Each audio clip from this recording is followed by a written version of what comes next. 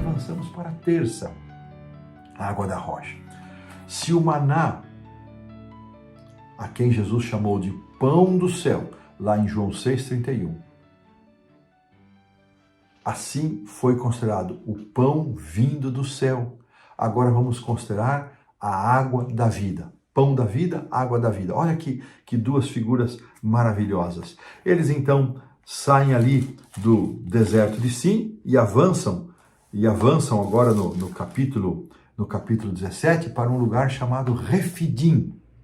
E ali novamente, o povo murmurou outra vez, mais um registro. O povo contendeu com Moisés, diz aqui no verso 2, e no verso 4, Moisés diz para Deus: Senhor, esse povo só falta me matar, eles só faltam me apedrejar.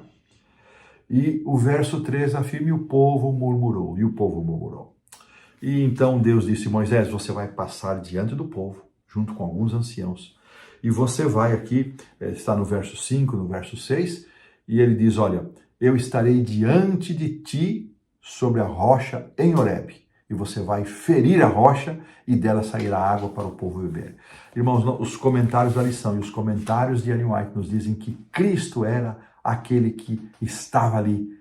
E foi Cristo, não foi a vara de Moisés que feriu a rocha, que tinha poder para extrair água daquela rocha. Era o poder do Senhor Jesus Cristo simbolizado naquela vara de Moisés que Deus já havia usado lá nas pragas do Egito, que Deus havia usado para abrir o Mar Vermelho, mas o poder não estava na vara, o poder estava em Deus.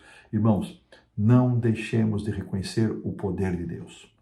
Será que nós temos reconhecido o agir de Deus em nossa vida? Muitas vezes nos acontecem coisas que até nos parecem corriqueiras e normais, e deixamos de perceber que Deus está por trás, porque toda boa dádiva, todo dom perfeito vem do alto, descendo do Pai das luzes, de acordo com Tiago, e nós precisamos reconhecer a fonte de todas as bênçãos que recebemos. Temos sido gratos a Deus por tudo aquilo que recebemos, ou passamos pela vida sem perceber, irmãos, as bênçãos maravilhosas, as pequenas coisas, as grandes coisas que Deus faz por nós? Que os nossos olhos se abram para reconhecermos e agradecermos a Deus. Moisés feriu a rocha. Vou pedir para a produção colocar aí o trecho de Patriarcas e Profetas, da página 250, que aparece na lição da terça-feira, e diz assim: Moisés feriu a rocha, mas era o Filho de Deus que, velado na coluna de nuvem, estava ao lado de Moisés e fazia correr a água doadora da vida. Não somente Moisés e os anciãos, mas toda a congregação que permanecia à distância, viram a glória do Senhor. Contudo, se fosse removida a nuvem, teriam sido mortos pelo terrível esplendor daquele que nela habitava. Irmãos, é muito interessante que Moisés deu a esse lugar o nome de Massá e Meribá, que a própria lição aqui já traduz para nós. Provação, tentação para Massá, e Meribá significa reclamação, murmuração. Irmãos, como é que nós reagimos diante das provações e das tentações? Como é que nós reagimos diante de Massá?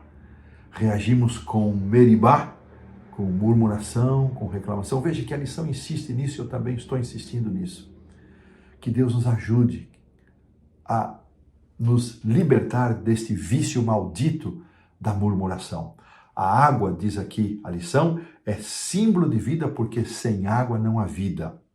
Sem água não há vida. Séculos depois, Paulo lembrou os crentes coríntios, irmãos, que linda aplicação, que a experiência dos israelitas no deserto, ela foi singular, foi única.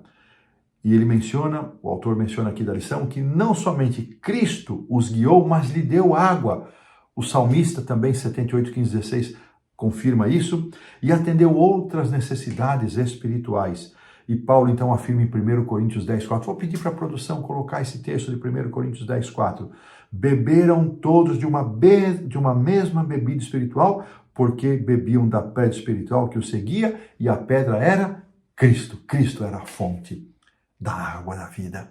Cristo hoje também é a fonte de água da vida. Eu encontrei, irmãos, nos comentários de Ellen White aqui da Escola Sabatina, deixa eu só achar aqui, na página 50 e 51 dos comentários, uma aplicação tão linda de Ellen White, e ela diz o seguinte, irmãos, que muitas vezes as cisternas da terra vão se esvaziar.